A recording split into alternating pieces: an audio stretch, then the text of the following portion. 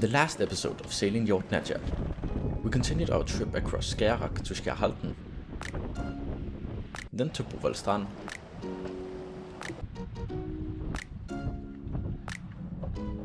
and finally Ellers on Joest.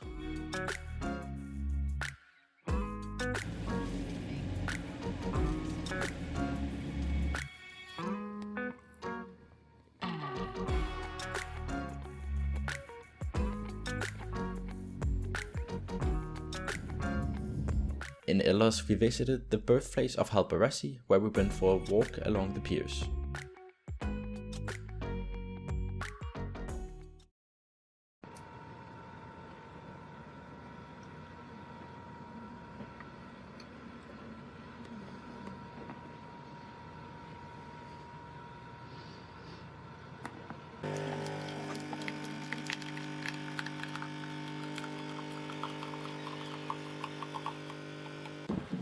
After a beautiful morning in Ellers, we left heading for Skelleknipla.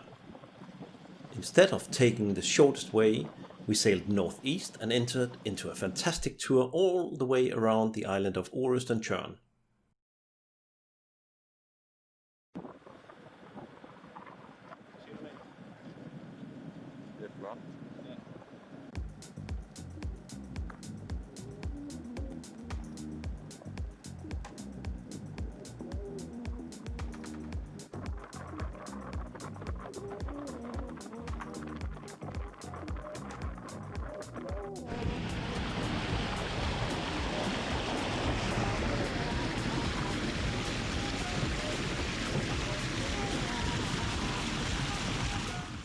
In the beginning it was either no wind or right in the nose, which made the first part of the day sailing by engine.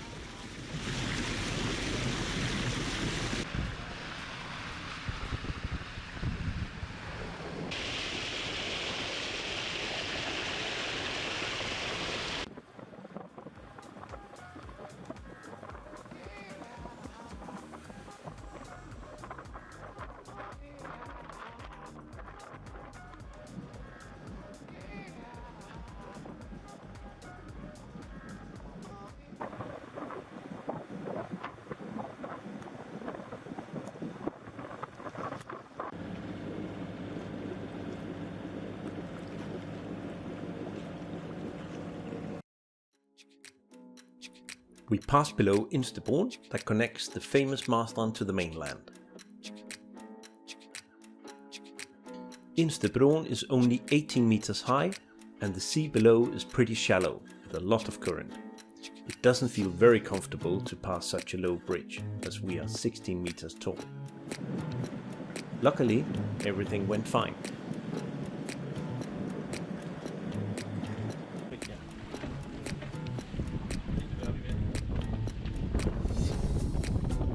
Finally some wind from the west, which was perfect.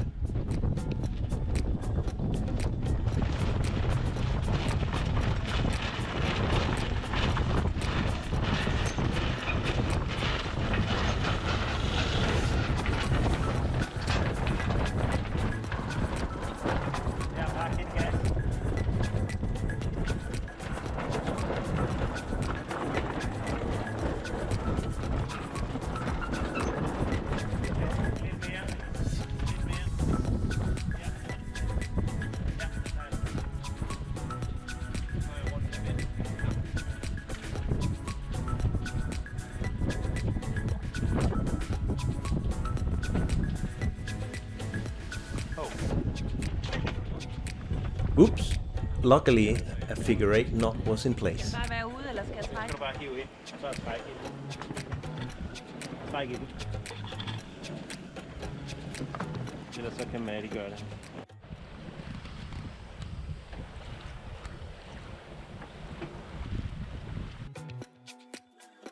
There were so many nice places where we would have loved to stay over, but that will have to be next time.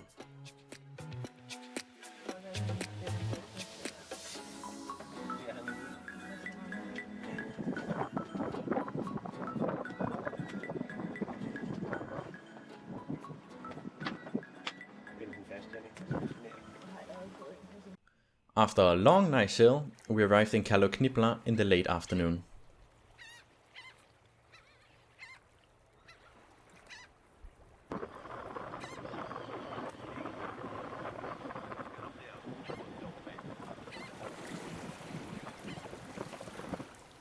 A very charming small island with everything you need close to the harbour. Next day before leaving, we fueled up and left for a nice day at sea with 20 to 25 knots of wind from the perfect direction.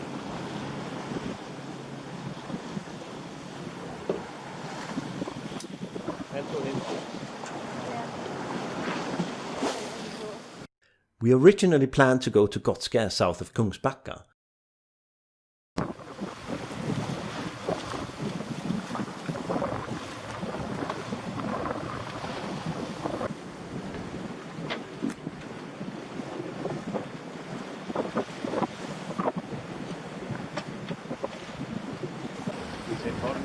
We passed the second biggest city in Sweden, Gothenburg, which also has the biggest industrial harbour in the Nordics.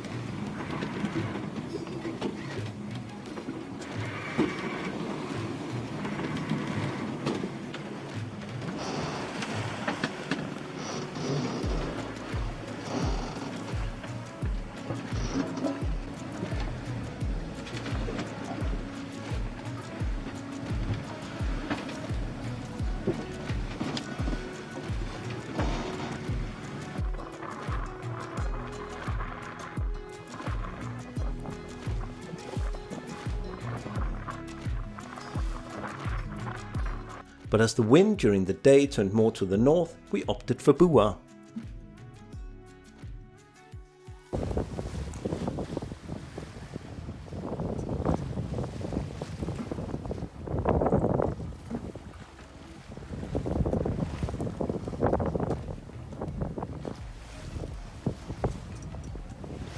The following day we had a short sail to Træsløs in windy conditions.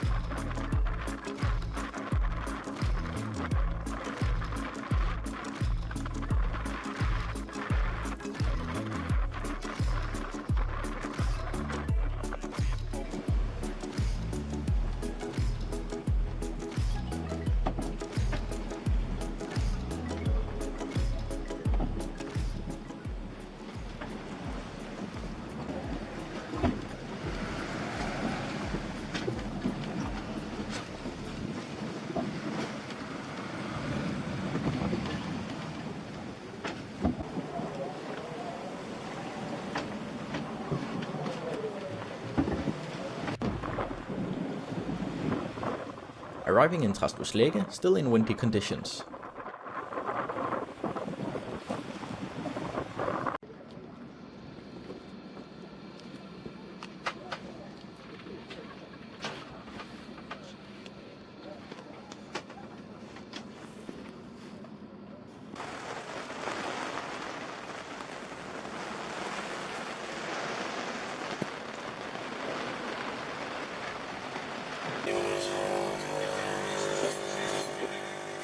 Time for some coffee and nice Swedish strawberries.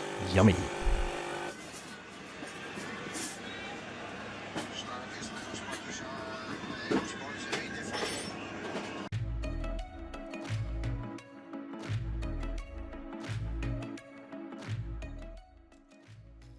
The day after we were going further south to Torvekov, a 40 nautical mile trip that would take around 7 hours.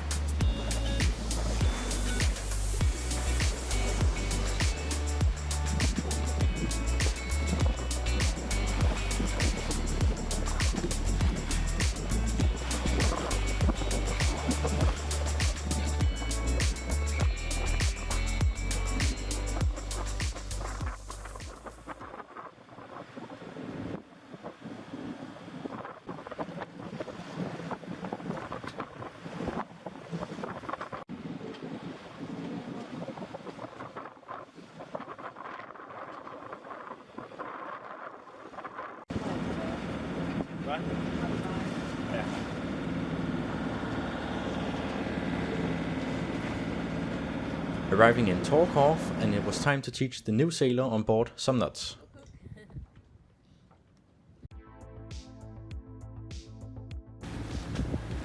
After leaving the beautiful town of Torkov, we headed for Helsingør in Denmark, passing Kulden on our port side.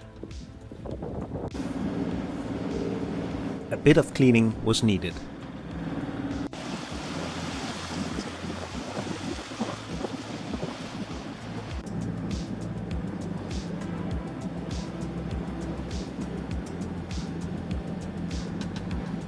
Unfortunately, it was pretty full, and we decided to stay on the Swedish side at the town of Ål. Here you see Helsingør's famous castle Kronborg, both from the seaside as well as from the air when we flew by at an earlier occasion.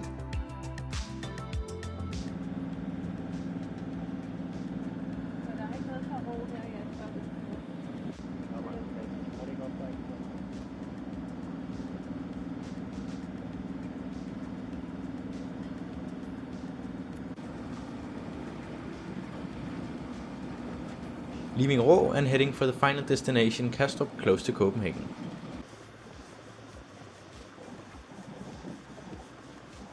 On the way we passed by Wien on a sail with absolutely no wind and only engine. After a fantastic holiday where we picked up our new boat in Norway and sailed all the way home to Denmark, we were approaching Kastrup, where our family was waiting.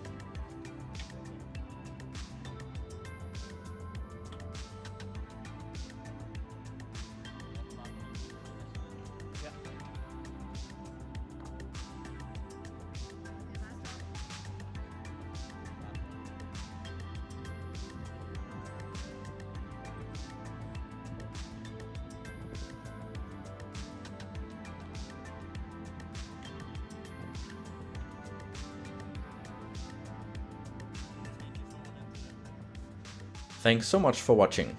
Please remember to like and subscribe, and feel free to write a comment. Look forward to seeing you next time, where we will be sailing in Denmark.